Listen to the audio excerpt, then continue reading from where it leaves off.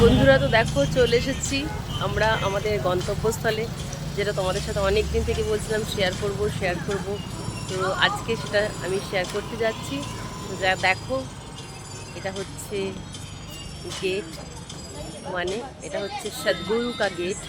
তো চলো আমরা এরপরে ভেতরে ঢুকবো, তখন তোমরা আবার পুরোটা দেখতে পাবে খুব সুন্দর করে। এখন আমরা এসেছি একটুখানি কফির আড্ডায়।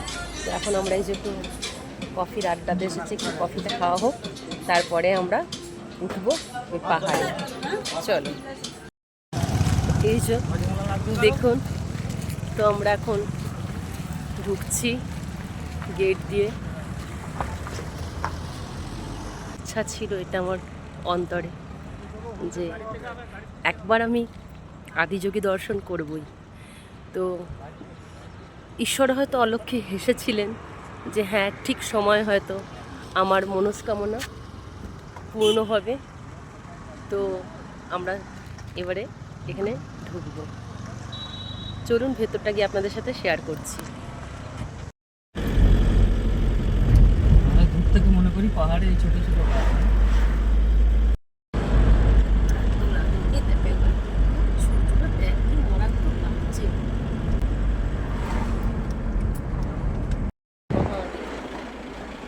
জয় শিব শম্ভু। এই যে আমাদের শিব আছে, এদিকে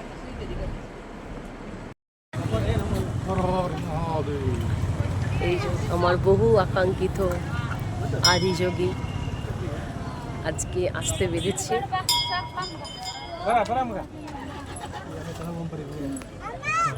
সূর্য অস্ত যাওয়ার মুহূর্ত, তো আপনাদের দেখাচ্ছি চারিদিকের প্রাকৃতিক পরিবেশ।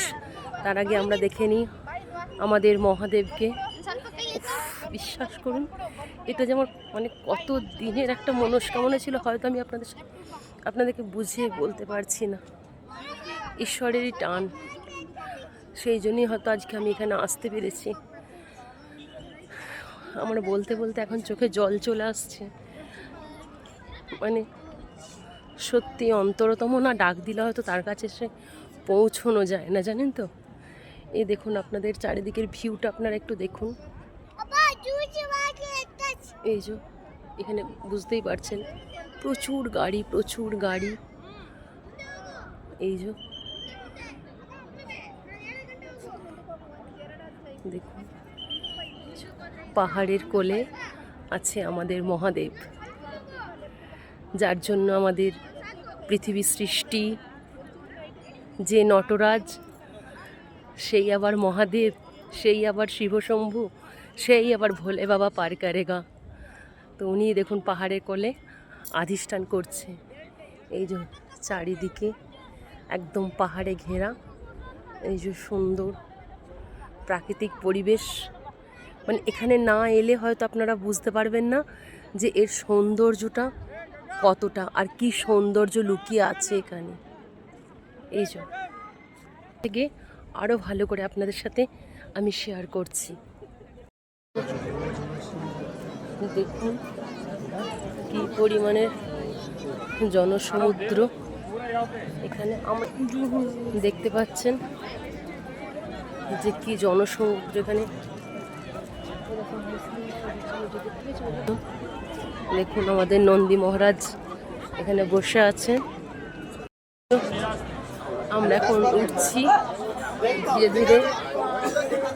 আদি যোগী আমাদের অনেক দিনের স্বপ্ন।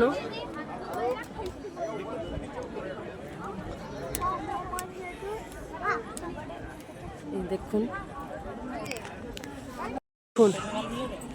মহাদেবের মাথার কাছে ঠিক উঠেছে চাঁদা মামা, কত সুন্দর লাগছে দৃশ্য। দেখুন আমরা ফটোতে দেখেছি যে মহাদেব চন্দ্রকে ধারণ করে আছে, আজ এখানে এসে আমি একদম সত্যিকারই মানে দেখতে পাচ্ছি যে মহাদেব তার মস্তকে চন্দ্রকে ধারণ করে আছে। এই যে আপনাদেরকে নিশ্চয়ই আমি শেয়ার করতে পারছি, বা আপনারা নিশ্চয়ই দেখতে পাচ্ছেন। এ দেখুন মহাদেব চন্দ্রকে তার মস্তকে ধারণ করে আছে, কি অপূর্ব দৃশ্য। মহাদেব তাণ্ডব নৃত্য আরম্ভ হয়ে গেছে।